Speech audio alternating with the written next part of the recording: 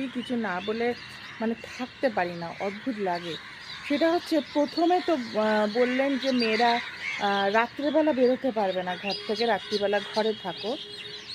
এখন উনি দার্জিলিংয়ে যে উত্তরবঙ্গে যে চলছে যেরকম মানে সব বন্যা হচ্ছে, সেইখানে গিয়ে উনি বলছেন যে উনি মহাকাল মন্দির নির্মাণ করবেন, পশ্চিমবঙ্গের সবচেয়ে বড়। এবং তার সাথে সাথে আরেকটা কথা উনি খুব বললেন যেটা খুব হাস্যকর লাগলো, আমি বড় শিব করে দেবো।